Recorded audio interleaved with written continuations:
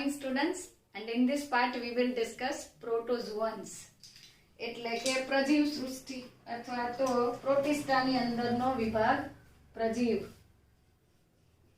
પ્રોટોઝોઅન્સ પ્રજીવો. ઝુઅન્સ બે વર્ડ્સ છે જુઓ. પ્રોટો એટલે પ્રાથમિક અને ઝુઅન્સ એટલે કે પ્રાણીઓ.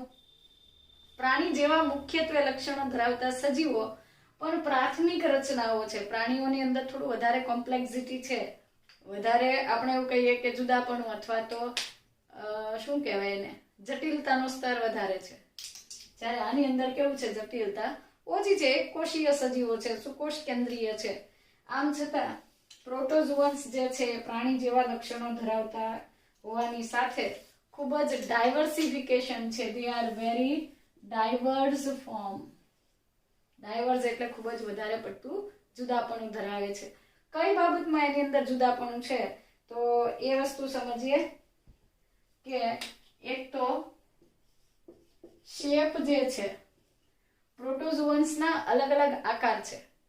તો આકારના આધારે આપણે એવું કહી શકીએ કે કોઈક સજીવ એવો છે કે જેનો ઇરેગ્યુલર શેપ છે, કોઈક જે છે એનો કોનિકલ શેપ છે, તો કોઈક ઓવલ એટલે કે અંડાકાર છે, તો કોઈક જે છે સ્લીપર જેવા આકારનું છે.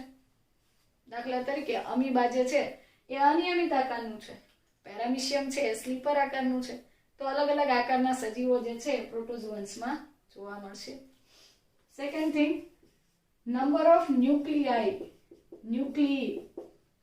ન્યુક્લિયાઈ અથવા ન્યુક્લિયસ જે છે, કોષ કેન્દ્રોની સંખ્યા. કોષ કેન્દ્રના આધારે આના ત્રણ પ્રકાર: યુનિન્યુક્લિયેટ, બાયન્યુક્લિયેટ અને મલ્ટીન્યુક્લિયેટ. એક કોષ કેન્દ્રીય, દ્વિકોષ કેન્દ્રીય અને બહુકોષ કેન્દ્રીય. તો યુનિન્યુક્લિયેટ જે છે, એક કોષ કેન્દ્રીય સજીવો જે છે એમાં આપણે એક્ઝામ્પલ લઈ શકીએ અમીબા. બાયન્યુક્લિયેટ નું એક્ઝામ્પલ લઈ શકીએ પેરામિશિયમ. અને મલ્ટીન્યુક્લિયેટ જે છે એટલે કે બહુકોષ કેન્દ્રીય સજીવ જે છે એના એક્ઝામ્પલની આપણે વાત કરીએ તો પિલોમિક્ઝા. આમ પ્રોટોઝોઅન્સ જે છે એની અંદર અલગ અલગ પ્રકારના સજીવોમાં અલગ અલગ સંખ્યામાં ન્યુક્લિયસ એટલે કે કોષ કેન્દ્ર જુદી જુદી સંખ્યામાં જોવા મળે છે. તો અલગ અલગ આકાર છે, કોષ કેન્દ્રની સંખ્યા જુદી છે, મોડ ઓફ ન્યુટ્રિશન પણ અલગ છે. પોષણ પદ્ધતિ જે છે એ દરેક સજીવની અંદર જુદી હોય છે. પોષણ પદ્ધતિ જુદી છે ઇન ધ સેન્સ કે કેટલાક પ્રાણીઓ અથવા કેટલાક પ્રોટોઝોઅન્સ એવા છે કે જેની અંદર પોષણ જે છે હોલોઝોઇક પદ્ધતિથી થતું હશે. આગળ આપણે ડિસ્કસ કર્યું હતું હોલોઝોઇક એટલે શું, પ્રાણીસમ. હોલોઝોઇક એટલે પ્રાણીસમ મતલબ ખોરાકને અંદર ગ્રહણ કરવો, પાચન કરવું, અભિશોષણ કરવું અને પછી એનું ઉત્સર્જન કરવું અપાચિત ખોરાકનું.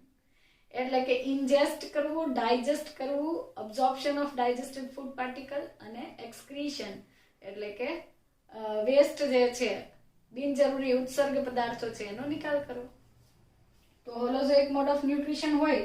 કેટલાક સજીવો એવા છે કે જે પેરાસિટિક છે. પેરાસિટિક એટલે કે પરોપજીવી. આ પ્રાણીસમ હતા. પ્રાણીસમ પોષણ પદ્ધતિ, પરોપજીવી પોષણ પદ્ધતિ. ત્યાર પછી કેટલાક એવા છે કે જે સિમ્બાયોન્ટ એટલે કે સહજીવીઓ છે, સહજીવી પોષણ પદ્ધતિ છે. અને કેટલાક એવા પણ હશે કે જેઓ સેપ્રોફાઇટિક ન્યુટ્રિશન ધરાવે છે, મૃતોપજીવી સડતા પદાર્થોમાંથી ખોરાક મેળવતા હોય એવા સજીવો પણ આપણને આમાં જોવા મળે છે. એટલે પ્રોટોઝોઅન્સ જે છે દે આર વેરી ડાયવર્સ, ખૂબ જ વધારે જુદાપણું કે વિવિધતા ધરાવે છે. તો આકારના આધારે, ન્યુક્લિયસના આધારે, ન્યુટ્રિશનના આધારે. હવે સૌથી અગત્યનો જે ટોપિક છે એ લઈએ તો બેઝડ ઓન લોકોમોટરી સ્ટ્રક્ચર્સ. લોકોમોટરી સ્ટ્રક્ચર્સ એટલે શું? પ્રચલન માટે વપરાતી રચનાઓ. કેટલાક સજીવો પક્ષમાંથી પ્રચલન કરે, કેટલાક કશાથી કરે, કેટલાક ખોટા પગથી કરે, તો કેટલાક એવા છે કે જેમાં પ્રચલનની રચનાઓ નથી. તો એના આધારે પ્રોટોઝોઅન્સના ગ્રુપ જોઈએ તો જેની અંદર ફ્લેજેલા પ્રેઝન્ટ હોય. ફ્લેજેલા એટલે ખબર ને, કશા. જેની અંદર કશા વડે પ્રચલન થતું હોય એને આપણે કહીશું ફ્લેજેલેટા એટલે કે કશાધારીઓ. જેની અંદર ફ્લેજેલા એબ્સન્ટ હશે એના બદલે ત્યાં સિલિયા પ્રેઝન્ટ હશે, એટલે કે કશા ધરાવતા હોય એના બદલે પક્ષમાં ધરાવતા હોય, તો પક્ષમધારીઓ જે છે એને આપણે કહીએ સિલિએટા. ફ્લેજેલેટા, સિલિએટા. ફ્લેજેલેટાના એક્ઝામ્પલ ની અંદર આપણે લઈશું ઝૂ ફ્લેજેલેટ્સ. ઝૂ ફ્લેજેલેટ્સ એટલા માટે કે તેઓ પ્રાણી જેવા છે. તો ઝૂ ફ્લેજેલેટાની અંદર ઘણા બધા એક્ઝામ્પલ છે, જેમ કે ટ્રાઇપેનોઝોમા અથવા ટ્રિપેનોઝોમા, ગિયાર્ડિયાસ, ત્યાર પછી ટ્રાઇકોમોનાસ વેજિનાલિસ. આ બધા એક્ઝામ્પલ એવા છે કે જેમાં ફ્લેજેલા પ્રેઝન્ટ છે. પેરામિશિયમ ની અંદર પક્ષમાં એટલે કે સિલિયા પ્રેઝન્ટ છે. અને કોઈક એવા પણ સજીવ છે કે જેમાં સુડોપોડિયા એટલે કે ખોટા પગની મદદથી પ્રચલન થાય છે. તો સુડોપોડિયા વડે લોકોમોશન થતું હોય એવા સજીવોનું જૂથ એટલે સાર્કોડીના. સાર્કોડીના જૂથના સજીવો જે છે એની અંદર પ્રચલન ખોટા પગ અથવા કૂટપાદ વડે થાય છે. અને ચોથું છે કે જેની અંદર નો લોકોમોટરી ઓર્ગન્સ, એબ્સન્સ ઓફ લોકોમોટરી સ્ટ્રક્ચર્સ, પ્રચલન માટેની કોઈ રચના હોતી નથી. આવા સજીવોને આપણે કહીશું સ્પોરોઝોઅન્સ એટલે કે બીજાણુધારીઓ. એની અંદર બીજાણુઓ સર્જાય છે. બીજાણુઓ કોઈક માધ્યમથી એક સજીવમાંથી બીજા સજીવમાં જઈ શકે અને તેઓ પણ મોટા ભાગે એન્ડોપેરાસાઇટ્સ છે. ચાલો તો આ 4 જૂથ થઈ ગયા, ઝૂ ફ્લેજેલેટા, સિલિએટા, સાર્કોડીના અને સ્પોરોઝોઅન્સ.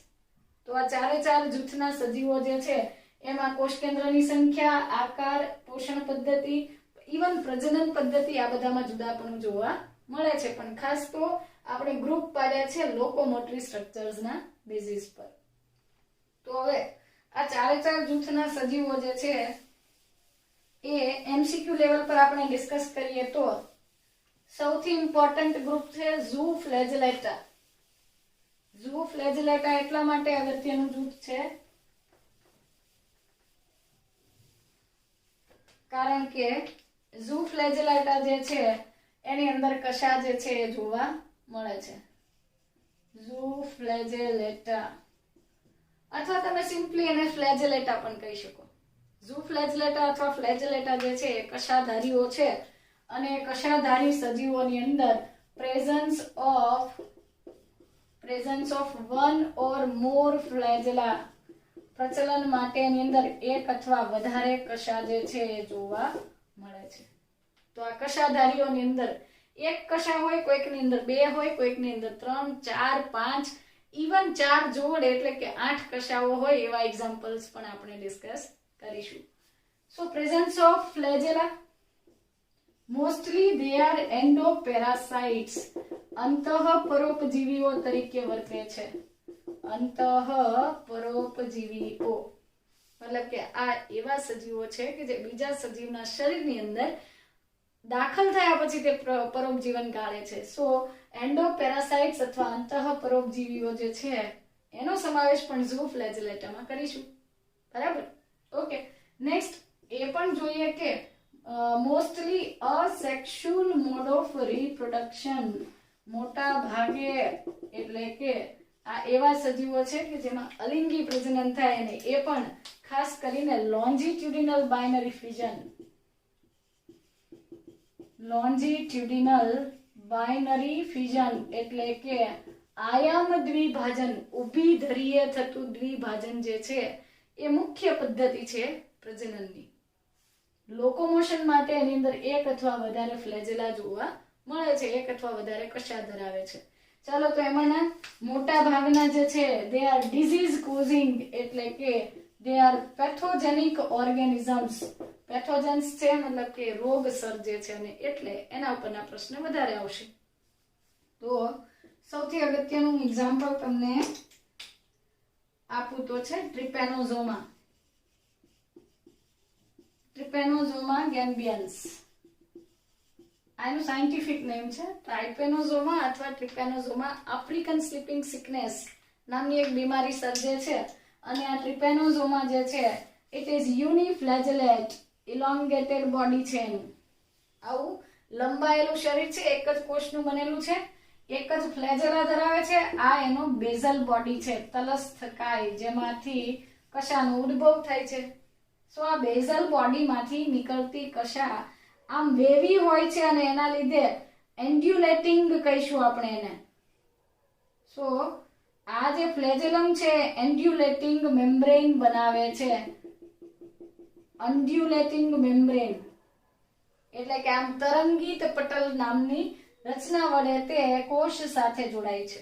એક જ કશા છે અને એ છેડે જતા સાંકડી થાય છે જેને આપણે કહીએ છીએ એક્ઝોનિમે.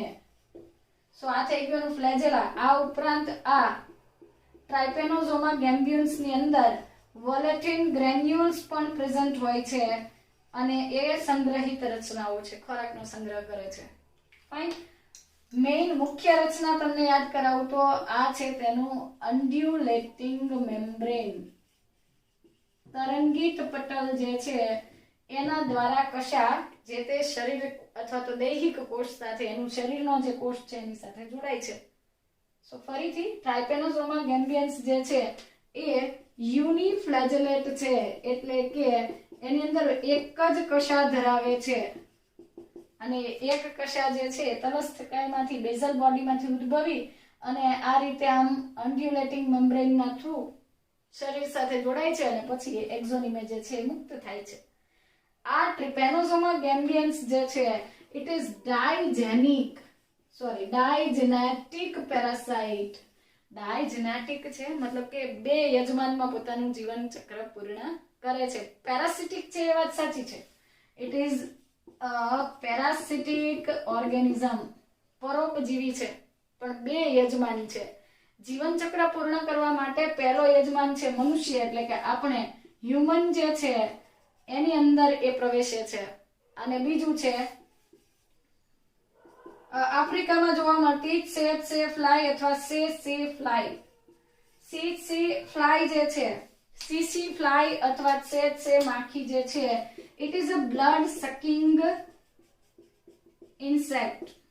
રુધિરને ચૂસતું એક ઇન્સેક્ટ છે. મતલબ જે રીતે મોસ્કીટો છે, મચ્છર આપણા બ્લડને સક કરે છે, ચૂસે છે અને આપણે બીમાર પડીએ છીએ, મલેરિયા થાય છે. સેમ વસ્તુ આ સે નામની ફ્લાય જે છે અથવા સીસી ફ્લાય જે છે બ્લડ સકિંગ ઇન્સેક્ટ છે અને હું તમને એનું સાયન્ટિફિક નેમ કહી દઉં તો આ માખી એટલે ગ્લોસિના પાલ્પેલિસ. ગ્લોસિના પાલ્પેલિસ.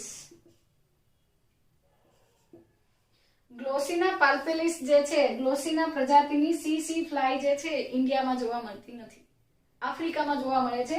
આ જે સીસી ફ્લાય જે છે એ વ્યક્તિને કરડે છે, માણસનું રુધિર ચૂસવા માટે માણસને કરડે છે અને એના દ્વારા સીસી ફ્લાય જે છે એની સલાઇવરી ગ્લેન્ડ્સ એટલે કે લાળ ગ્રંથિ જે છે આ લાળ ગ્રંથિની અંદર ટ્રાઇપેનોઝોમા અથવા ટ્રાઇપેનોઝોમા ગેમ્બિયન્સ નામનું સજીવ છે. આ લાળ ગ્રંથિમાંથી જ્યારે એ માખી કરડે છે માણસને ત્યારે તેની લાળ રસ વ્યક્તિના બ્લડમાં આવે છે એટલે કે મનુષ્યના બ્લડની અંદર આ સીસી ફ્લાય જે છે એની લાળ ગ્રંથિમાં રહેલું ટ્રાઇપેનોઝોમા ગેમ્બિયન્સ આવે છે. ફરીથી સીસી ફ્લાય જે છે એ રુધિર ચૂસતી એક માખી છે, સંધિપાદ સમુદાયનું પ્રાણી છે, કીટક વર્ગનું. એની લાળ ગ્રંથિમાં ટ્રાઇપેનોઝોમા ગેમ્બિયન્સ નામનું પ્રોટોઝોઅન છે જે આપણા બ્લડમાં આવે છે, આફ્રિકન પબ્લિકના બ્લડમાં આવે છે અને ત્યાંથી એ ટ્રાવેલ કરીને જાય છે મસ્તિષ્ક મેરુજળ સેરિબ્રો સ્પાઇનલ ફ્લુઇડ એટલે કે મગજ અને કરોડરજ્જુની ફરતેનું પ્રવાહી જે છે સેરિબ્રો સ્પાઇનલ ફ્લુઇડ CSF જે છે સેરિબ્રો સ્પાઇનલ ફ્લુઇડ એના સુધી પહોંચે છે ટ્રાઇપેનોઝોમા ગેમ્બિયન્સ અને આના ઇન્ફેક્શનના લીધે જે તે વ્યક્તિને સતત ઊંઘ આવે છે અને એટલા માટે આ ટ્રિપેનોઝોમાસિસ નામની બીમારી જે છે અથવા ટ્રિપેનોઝોમેસિસ નામની બીમારીને આફ્રિકન સ્લીપિંગ સિકનેસ કહેવાય છે. સ્લીપિંગ સિકનેસ બટ આફ્રિકામાં જોવા મળે છે એટલે આફ્રિકન સ્લીપિંગ સિકનેસ. સો ટ્રાઇપેનોઝોમા ગેમ્બિયન્સ જે છે એક ફ્લેજેલા એટલે કે યુનિફ્લેજેલેટ છે, ડાયજેનેટિક છે એટલે કે પોતાનું જીવન ચક્ર પૂર્ણ કરવા માટે બે યજમાનમાં જીવન ગાળે છે, મનુષ્ય અને સીસી ફ્લાય. એનાથી થતી બીમારીનું નામ છે આફ્રિકન સ્લીપિંગ સિકનેસ અને એ કેવી રીતે આવે છે? સીસી ફ્લાય જ્યારે કરડે છે ત્યારે તેની લાળ ગ્રંથિમાંથી ટ્રાઇપેનોસોમા ગેમ્બિયન્સ મનુષ્યના રુધિરમાં આવે છે, એટલે કે બ્લડમાં આવે છે.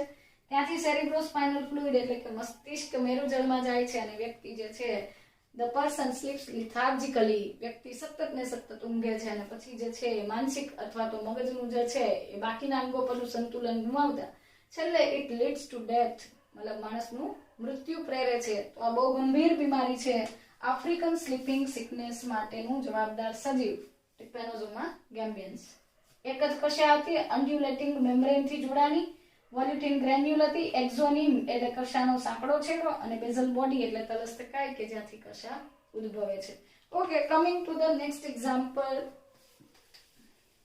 ઝૂ ફ્લેજેલેટાનું પહેલું એક્ઝામ્પલ હતું ટ્રાઇપેનોસોમા ગેમ્બિયન્સ. બીજું આના જેવું જ ડિઝીઝ કોઝિંગ એક્ઝામ્પલ છે અને એ છે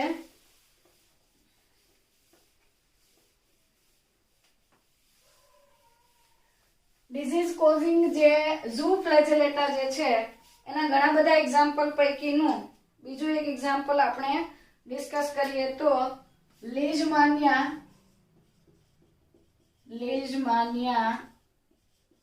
ડોનોવાની. બે સાયન્ટિસ્ટે આ શોધેલું છે. લેઝમાન, જે તમે લીઝમાન બ્લુ નામનો અભિરંજક વાપરો છો, સો લીઝમાન અને ડોનોવેન અથવા ડોનોવાની નામના સાયન્ટિસ્ટ, આ બે અલગ અલગ વૈજ્ઞાનિકે આ જે સજીવ છે એની શોધ કરી હતી, એના ઉપર સંશોધન કર્યા હતા, એટલે આ બીમારીનું નામ છે લેઝમાનિયા ડોનોવાની. તો એ સજીવને એ જે તે સાયન્ટિસ્ટની યાદમાં નામ આપેલું છે લેઝમાનિયા ડોનોવેની. લેઝમાનિયા ડોનોવાની જે છે એ પણ યુનિફ્લેજેલેટ છે, એટલે કે એની અંદર પણ એક જ કશા જોવા મળે છે. આ પણ ડાયજેનેટિક છે. ડાયજેનેટિક એટલે કે it will require two host અથવા યજમાન જે છે, બે અલગ અલગ યજમાનમાં પોતાનું અલગ અલગ જીવનકાળ જે છે પૂરો કરે છે. અને સૌથી અગત્યની બાબત જોઈએ તો it is ડાયમોર્ફિક, એટલે કે મોર્ફો એટલે બહારથી દેખાતું કઈક રચના. ડાયમોર્ફિક એટલે આની અંદર બે જુદા જુદા સ્વરૂપ જોવા મળે છે, એટલે કીધું છે ડાયમોર્ફિક. સો ચાલો ફરીથી કહું, યુનિફ્લેજેલેટ છે, ડાયજેનેટિક છે. તો ડાયજેનેટિક છે તો એની અંદર કયા બે યજમાન છે? એક તો મનુષ્ય તો છે જ, એની સાથે બીજું યજમાન લઈ લઈએ તો સેન્ડ ફ્લાય. પેલામાં જે રીતે સીસી ફ્લાય હતું એમ આ સેન્ડ ફ્લાય પણ રુધિર ચૂસતું એક ઇન્સેક્ટ છે અને એનું સાયન્ટિફિક નેમ લખું તો ફ્લેબોટેમસ આર્જેન્ટિપસ. ફ્લેબોટેમસ આર્જેન્ટિપસ જે છે એ સેન્ડ ફ્લાય અથવા સંધિપાદ સમુદાયનું એક પ્રાણી છે કે જે મનુષ્યને કરડે તો એની લાળ ગ્રંથિમાંથી આ લેઝમાનિયા ડોનોવાની જે છે આ પ્રજીવ જે છે આપણા શરીરમાં આવે છે. તો મનુષ્યની અંદર આ સજીવ કયા ભાગોમાં અથવા કઈ જગ્યાએ જોવા મળે છે?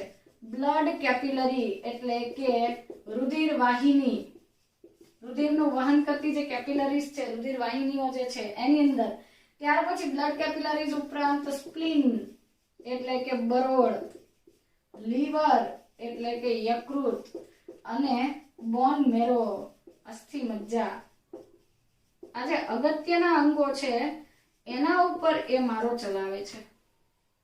ફરીથી લેઝમાનિયા ડોનિયોવાની જે છે અથવા ડોનોવાની, લેઝમાનિયા ડોનોવાની પ્રોટોઝોન જે છે એ એક જ કશા ધરાવે છે, બે યજમાન છે. સેન્ડ ફ્લાય એટલે કે ફ્લેબોટેમસ આર્જેન્ટિપસ નામની માખી, મચ્છર જેવું એક કીટક છે જે મનુષ્યને કરડે તો આ લેઝમાનિયા ડોનોવાની જે પ્રોટોઝોન છે એ આપણા રુધિર વાહિનીમાં, બરોળ એટલે કે સ્પ્લીન, લીવર એટલે કે યકૃત અને બોન મેરો એટલે કે અસ્થિ મજ્જા જેવા અગત્યના અંગોને અસર કરે છે.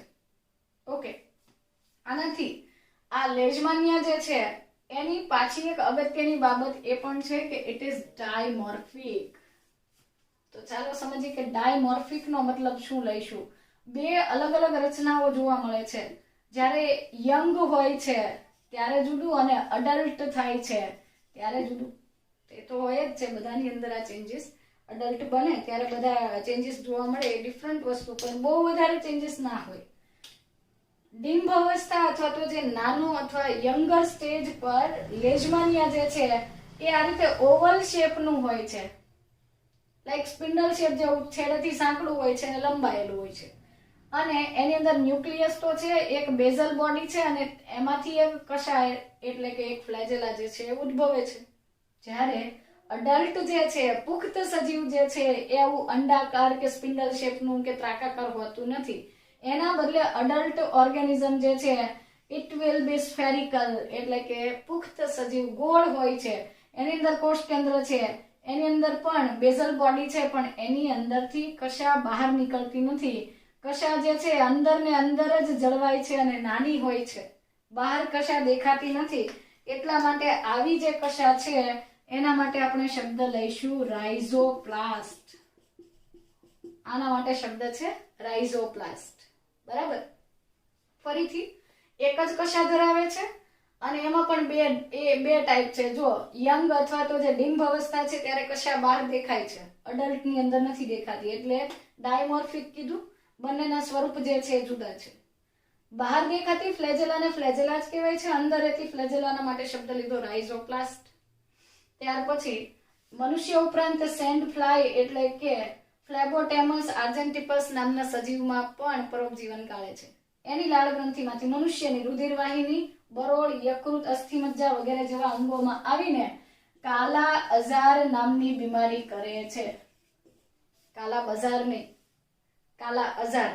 કાલા બજારના બદલે કાલા અઝાર નામની બીમારી કરે છે. આ કાલા અઝાર બીમારી જે છે it is also known as Dumdum fever. દમ કાઢી નાખે એવો ફીવર, દમદમ ફીવર. દમદમ ફીવરની બીમારીની અંદર શું થાય, આ મુખ્ય અંગો જે છે વિસરલ ઓર્ગન્સ, જે આપણા અંદરના દેહધાર્મિક અંગો છે, વિસરલ ઓર્ગન્સ ને અસર કરે છે. પર્ટિક્યુલરલી આપણા આંતરિક અંગો જેવા કે લીવર, સ્પ્લીન, આ બધા જે છે સોજી જાય છે. એના કદમાં વધારો થાય છે અને આ કદમાં વધારો થવાના લીધે જે તે અંગને સાથે સંકળાયેલા કાર્યો પણ ડિસ્ટર્બ થાય છે. તો આ બીમારી માટે આ બે વસ્તુ યાદ રાખજો કે કાલા આઝાર બીમારી છે કે જેમાં યકૃત અને બરોળના કદમાં વધારો થાય છે. દમદમ ફીવર કહેવાય છે. લેઝમાનિયા ડોનોવાનીથી થાય છે. સેન્ડ ફ્લાય જે છે એનું વેક્ટર છે, સેન્ડ ફ્લાય થી આપણા બોડીમાં આવે છે. સેન્ડ ફ્લાય નું સાયન્ટિફિક નેમ છે ફ્લેબોટેમસ આર્જેન્ટિપસ. અને કયા અંગોને અસર થઈ શકે, રુધિરવાહિની, યકૃત, બરોળ અને અસ્થિમજ્જા. બરાબર. તો એ ડાયમોર્ફિક છે કારણ કે બે સ્વરૂપો, યંગ હોય ત્યારે થોડું આમ ઇલોંગેટેડ, લંબાયેલું અને કશા બહાર નીકળે છે. અડલ્ટ બને ત્યારે સ્ફેરિકલ એટલે કે વર્તુળાકાર હોય અને કશા બહાર નીકળતી નથી, જેના માટે વર્ડ લીધો તો રાઇઝોપ્લાસ્ટ.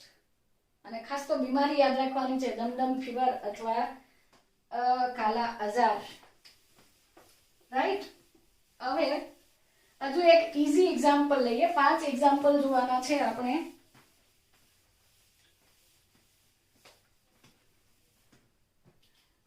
ત્રીજું એક્ઝામ્પલ છે ટ્રાઇકોનિમ્ફા. ટ્રાઇકોનિમ્ફા જે છે એ આપણી અંદર કોઈ બીમારી કરતું નથી. It is a symbiont. Symbiont છે મતલબ કે સહજીવી છે. It is symbiont in the intestine of termites. termites ખબર છે ને, ઉધઈ લાકડું ખોરે અથવા તો લાકડું જે છે એ એના લીધે ખવાઈ જાય, સડી જાય. તો ઉધઈ જે છે એના શરીરની અંદર સિમ્બાયોન્ટ છે, સહજીવી છે. સહજીવન એટલે શું, બંને સજીવને બેનિફિટ થાય એવી જીવન પદ્ધતિ એટલે સહજીવન. તો ચાલો આ ટ્રાઇકોનિમ્ફા જે છે એ સિમ્બાયોટ છે. સિમ્બાયોન્ટ એટલે સહજીવી તરીકે અસ્તિત્વ ધરાવે છે. કોની અંદર? ઉધઈની અંદર. હવે ઉધઈ સામાન્ય રીતે શું ખાય છે? એનો ખોરાક છે લાકડું, વુડ. વુડની અંદર શું હશે? સેલ્યુલોઝ ખાય છે. સેલ્યુલોઝના પાચન માટે ઉધઈની પાસે કોઈ ઉત્સેચક નથી. હવે સેલ્યુલોઝના પાચન માટે આ ટ્રાઇકોનિમ્ફા જે છે, ટ્રાઇકોનિમ્ફા એના ઇન્ટેસ્ટાઇનમાં એટલે કે આંતરડામાં રહે છે. કોનું આંતરડું? આ જે ઉદય છે, ટર્માઇટ છે, તેના આંતરડામાં ટ્રાઇકોનિમ્ફા નામનું સજીવ વસવાટ કરે છે. ટ્રાઇકોનિમ્ફા નામનું સજીવ સેલ્યુલેઝ નામનો ઉત્સેચક જે છે તેનો સ્ત્રાવ કરે છે. આ સેલ્યુલેઝ નામનો ઉત્સેચક જે છે એ સેલ્યુલોઝનું પાચન કરી અને સરળ શર્કરામાં રૂપાંતર કરે છે. તો સરળ શર્કરામાં રૂપાંતર થવાના કારણે ઉદય જે છે એને પોષણ પદ્ધતિ અથવા તો ખોરાકનું પાચન કરવામાં ઈઝી થઈ ગયું કામ એનું. જ્યારે બીજી તરફ ટ્રાઇકોનિમ્ફા જે છે એને સેલ્યુલેઝ ઉત્સેચકથી ઉદયને પાચનમાં હેલ્પ કરી. બદલામાં ટ્રાઇકોનિમ્ફાને શું મળે છે? બદલામાં ટ્રાઇકોનિમ્ફા જે છે એ ઉદયમાંથી વસવાટ અને ખોરાક બંને પ્રાપ્ત કરે છે. બંનેને ફાયદો થઈ ગયો. ઉદયને સેલ્યુલોઝનું પાચન નહોતું થતું, એ પાચન કોણે કરી આપ્યું? ટ્રાઇકોનિમ્ફાએ કરી દીધું. અને ટ્રાઇકોનિમ્ફાને વસવાટ અને ખોરાક જોતો હતો, એ ક્યાંથી મળી ગયો? ઉદયમાંથી મળી ગયો. તો ટ્રાઇકોનિમ્ફા જે છે એ પણ ઝૂ ફ્લેજેલેટા છે અને એ ઉદય અથવા ટર્માઇટના ઇન્ટેસ્ટાઇન એટલે કે આંતરડામાં સહજીવન ગાળે છે. એ કોઈ નુકસાન કરતું નથી. સો આના પછી આપણે નેક્સ્ટ ટોપિક લઈએ. સો ચોથું એક્ઝામ્પલ જોઈએ. ચોથું એક્ઝામ્પલ છે ગિયાર્ડિયા ઇન્ટેસ્ટિનાલિસ.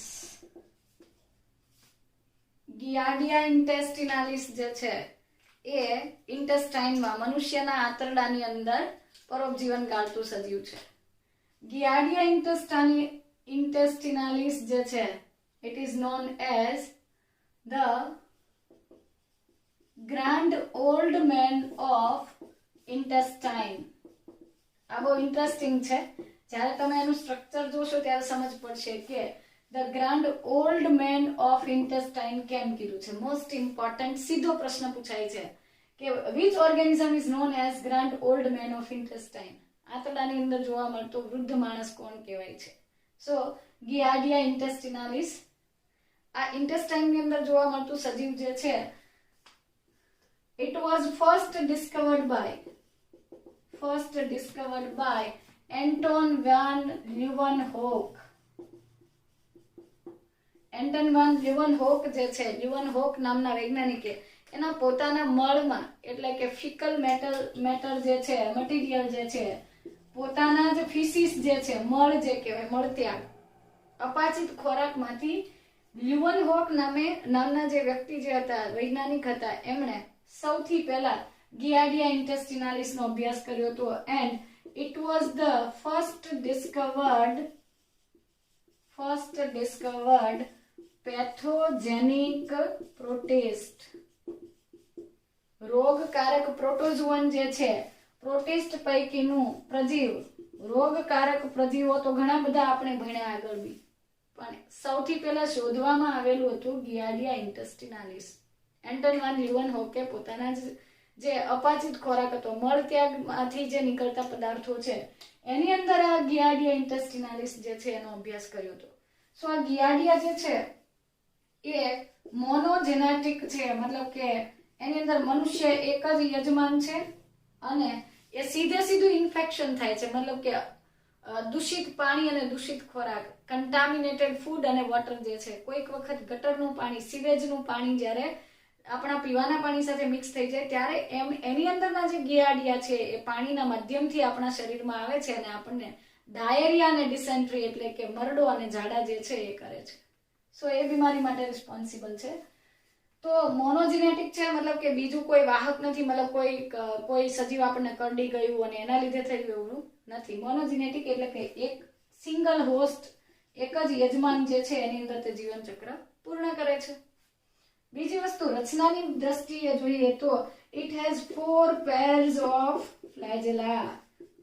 ઝૂ ફ્લેજેલેટા છે એ વાત સાચી, અને એ ફ્લેજેલેટાની અંદર 4 જોડી કશાઓ જે છે એક જ સજીવમાં જોવા મળે છે. it is binucleated. એની અંદર 2 કોષ કેન્દ્ર જોવા મળે છે. ચાલો તો સમજીએ.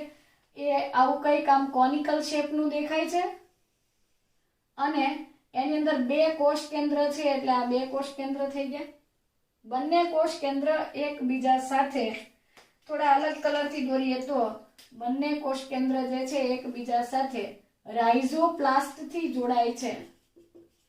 રાઇઝોપ્લાસ્ટ નામની રચનાથી બંને કોષ કેન્દ્ર એકબીજા સાથે જોડાય છે. એટલું જ નહીં, આ રાઇઝોપ્લાસ્ટ નામની રચના છે એનામાંથી નીકળતા સૂક્ષ્મ નલિકાઓ જે છે, ટ્યુબ્યુલિન પ્રોટીનની બનેલી નલિકાઓ જે છે એનો એક પટ્ટો અથવા એક જૂથ નીકળે છે.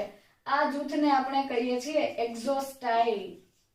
આ એક્ઝોસ્ટાઇલ અથવા તો ઘણી બધી સૂક્ષ્મ નલિકાનો ઝુંડ અથવા જથ્થો જે છે એ આ રાઇઝોપ્લાસ્ટ સાથે જોડાય છે અને સૌથી નીચેના ભાગે અહીંયા જેવી રીતે કશા માટે કશા જ્યાંથી ઉદ્ભવે ને બેઝલ બોડી તલસ્થ કાય કહેવાય, એમ આ અનિયમિત આકારનો ઇરરેગ્યુલર શેપનો પેરા બેઝલ બોડી છે. સો બે કોષ કેન્દ્ર ધરાવે છે, એ બંને એકબીજા સાથે રાઇઝોપ્લાસ્ટ નામની રચનાથી જોડાય છે. તો ઉપર લખી દઉં રાઇઝોપ્લાસ્ટ. ઓકે, રાઇઝોપ્લાસ્ટ નામની રચનાથી જોડાયેલા કોષ કેન્દ્ર રાઇઝોપ્લાસ્ટ સાથે સૂક્ષ્મ નલિકાનો જથ્થો કે જેને આપણે કહીએ એક્ઝોસ્ટાઇલ. એક્ઝોસ્ટાઇલ પછી નીચેના ભાગે ઇરરેગ્યુલર શેપનું પેરા બેઝલ બોડી જે છે એ જોવા મળે છે અને એના લીધે ઓકે હવે આ ચાર જોડી કશાઓ ક્યાંથી ઉદ્ભવે છે અને કેવી હોય છે એ સમજીએ. આ ચાર જોડી કશાઓ પૈકી એક જોડી કશા છે અહીંથી ઉદ્ભવે છે અને એ આ રીતે આગળ લંબાય છે, જ્યારે બીજી જે બાકીની ત્રણ જોડીઓ જે છે કશાની એ આપણે અલગ કલરથી દોરીએ તો એક જોડી છે આગળના ભાગે અહીંથી નીકળે છે, આ પહેલી જોડ, આ એની સાથેની બીજી જોડ અને એક અહીંયા લાસ્ટ થી નીકળે છે આ ત્રીજી જોડ. તો આ એક જોડ કશા, આ બીજી જોડ, આ ત્રીજી જોડ અને આ ગ્રીન કલરની ચાર, આમ ચાર જોડ કશાના લીધે એનો અપિયરન્સ જે છે, એક તો તમે દૂરથી જુઓ તો એનું જે આ ભાગ જે છે કોનિકલ એટલે કે આમ ઊંડા શંકુ જેવા આકારનું છે, બે કોષ કેન્દ્ર છે, પેરાબેઝલ બોડી છે, રાઇઝોપ્લાસ્ટ, આ બધા અને એક્ઝોસ્ટાઇલ એની ગોઠવણીના લીધે એનો આકાર વૃદ્ધ માણસ જેવો દેખાય છે. એટલે it is known as grand old man of intestine. લ્યુવન હોકે સૌથી પહેલા એની શોધ કરી હતી. ઓકે, અને મનુષ્યની અંદર એક જ યજમાનમાં જીવન પૂર્ણ કરે છે. દૂષિત પાણી અને દૂષિત ખોરાકથી એટલે કે contaminated food and water, contaminated food અને વોટર જે છે, દૂષિત પાણી અને દૂષિત ખોરાક જે છે એમાંથી આ ગિયાર્ડિયા ઇન્ટેસ્ટિનાલિસ જે છે એ આપણા શરીરમાં આવે છે અને એનાથી આપણને ગિયાર્ડિયાસિસ નામની બીમારી થાય છે. ગિયાર્ડિયાસિસ બીમારીના મુખ્ય લક્ષણો છે ડાયેરિયા અને ડિસેન્ટ્રી એટલે કે મરડો અને ઝાડા થાય છે. ઓકે, આની સાથે એકવાર એ આપણા શરીરની અંદર જીવન ચક્ર પૂર્ણ થઈ ગયા પછી આ જે ગિયાર્ડિયા છે, ગિયાર્ડિયા ઇન્ટેસ્ટિનાલિસ અથવા તો grand old man of intestine છે એ સિસ્ટ બનાવે છે એટલે કે એની ફરતે એક કોષ્ઠ બનાવે છે ને કોષ્ઠ ધરાવતી આ રચના આંતરડામાંથી મળત્યાગની ક્રિયા દ્વારા મળ સાથે અપાચિત ખોરાક સાથે નીકળી જાય છે. પછી આવો અપાચિત ખોરાક જે છે સુએજના પાણીમાં એટલે કે ગટરના પાણીમાં ભળે છે અને એ પાણી જો પીવાના પાણી સાથે મિક્સ થાય તો તેના દ્વારા આ ગિયાર્ડિયા જે છે એ આપણા શરીરમાં દાખલ થઈ ગિયાર્ડિયાસિસ અથવા તો ડાયેરિયા અને ડિસેન્ટ્રી જેવી બીમારી પ્રેરે છે. તો મોસ્ટ ઇમ્પોર્ટન્ટ વર્ડ છે grand old man of intestine. ચાલો, આ થઈ ગયું ફ્લેજેલેટા, ઝૂ ફ્લેજેલેટાનું ચોથું એક્ઝામ્પલ. અને હવે લાસ્ટ ફાઇનલી ઝૂ ફ્લેજેલેટાનું પાંચમું એક્ઝામ્પલ એ છે ટ્રાઇકોમોનાસ વેજિનાલિસ.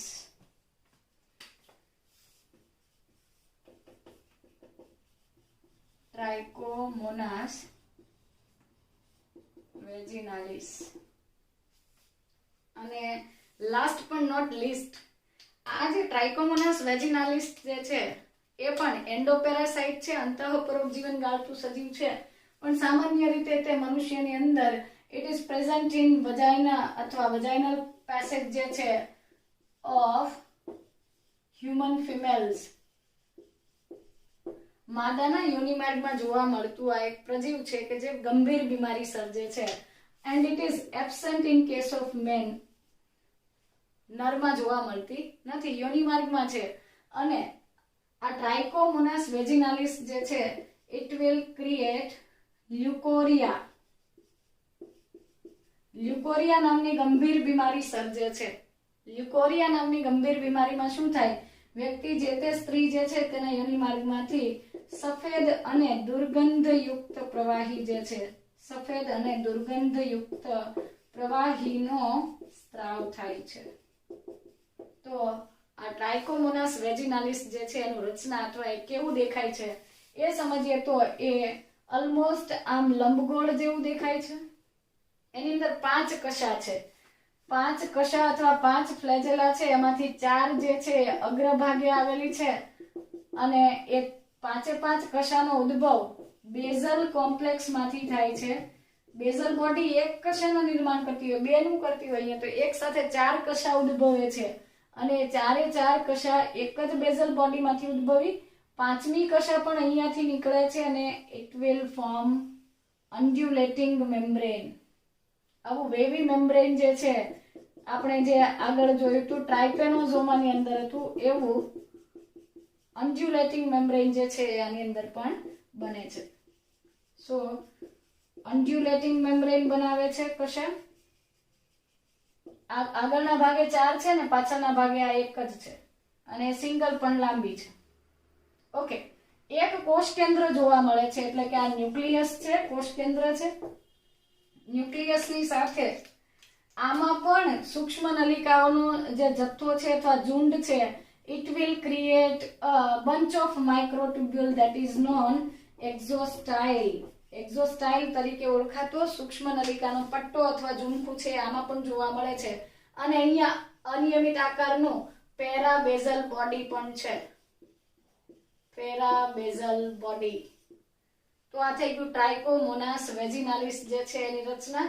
એની અંદર ટોટલ 5 કશા છે. અગ્રભાગે મુક્ત રીતે જોવા મળતી 4 કશા. એક 5મી કશા છે પશ્ચ ભાગ તરફ લંબાય છે, અન્ડ્યુલેટિંગ મેમ્બ્રેન બનાવી અને કોષ સાથે જોડાય છે. એક કોષ કેન્દ્ર છે, એક પેરાબેઝલ બોડી છે અને એક એક્ઝોસ્ટાઇલ નામની રચના કોષ કેન્દ્ર સાથે જોડાયેલી છે. ટ્રાઇકોમોનાસ વેજિનાલિસ જે છે એ માદાના યોનિમાર્ગમાં જોવા મળે છે અને તે સ્ત્રીઓની અંદર લ્યુકોરિયા નામની બીમારી સર્જે છે જેમાં યોનિમાર્ગમાંથી સફેદ અને દુર્ગંધયુક્ત પ્રવાહીનો સ્ત્રાવ થાય છે અને નરની અંદર આ ટ્રાઇકોમોનાસ વેજિનાલિસ હોતું નથી. આમ છતાં વ્યક્તિ સાથેના જાતીય સંબંધોથી આ ટ્રાઇકોમોનિયાસિસ આ બીમારી જે છે લ્યુકોરિયા નામની બીમારીને ટ્રાઇકોમોનિયાસિસ તરીકે પણ ઓળખવામાં આવે છે. ટ્રાઇકોમોનિયાસિસ. ટ્રાઇકોમોનિયાસિસ નામની બીમારી જે છે એ આ ટ્રાઇકોમોનાસ વેજિનાલિસ નામના સજીવના કારણે થાય છે. તો આ થઈ ગયા આપણે ઝૂ ફ્લેજેલેટાના 5 એક્ઝામ્પલ. તમને ડિટેલમાં તો નહીં પણ ફરીથી એકવાર રિવાઇઝ કરાવી દઉં તો ટ્રાઇકોમોનાસ વેજિનાલિસ જેનાથી લ્યુકોરિયા અથવા ટ્રાઇકોમોનિયાસિસ થાય. આની પહેલાનું એક્ઝામ્પલ આપણે ભણ્યા હતા ટ્રાઇકોનિમ્ફા ના ગિયાર્ડિયા હતું. ગિયાર્ડિયા ઇન્ટેસ્ટિનાલિસ.